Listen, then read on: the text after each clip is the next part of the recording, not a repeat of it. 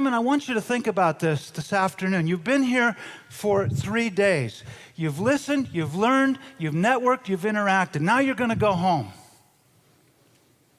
Please understand this. Somebody, somewhere, right now, in your space, is building a new blend of nutrient, a new type of fertilizer, a new technology, a new business model, a new process that is designed to kick your butt.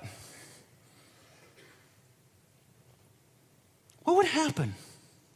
I mean, just what if with me for a minute. What would happen if somebody in your space, in your region, where your branch exists, came up with a new blend of nutrient, or a new version, a new way of ag verdict that radically outperformed yours and cost half as much? Somebody's going to start a revolution that amazes your farmers and disrupts this space.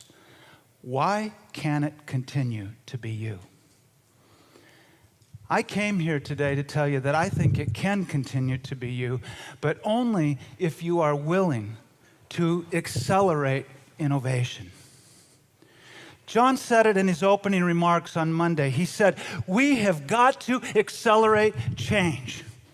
Believe me, when these guys come up here and talk about this stuff, they think it through, right? Because they know they're sending a message that's going to get out into the bowels of this organization. Those aren't trite words. I got a question for you. How are you going to continue the incredible success that you've had crossing the $2 billion mark that you just crossed if you can't accelerate change? And how are you going to accelerate change if you don't continue to accelerate innovation? Think about this for just a minute. How fast the world has changed.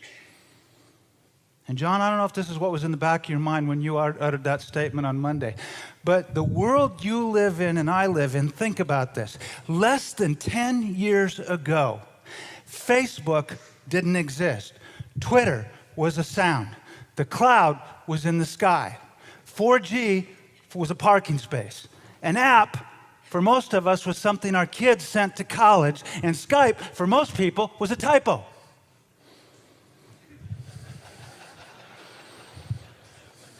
In a world where everyone and everything around you is constantly getting better, where technology waits for literally nobody, where a smarter, more demanding, more educated, more sophisticated, and may I also say wired and dangerous farmer expects more, let me tell you what they want from you and your branches. They're not looking for best practices. Wilbur Ellis is not a best practice company. The best you're ever going to be following somebody else's best practices is a good number 2. Best as I can tell from your culture and the special thing that you built here, that's not you.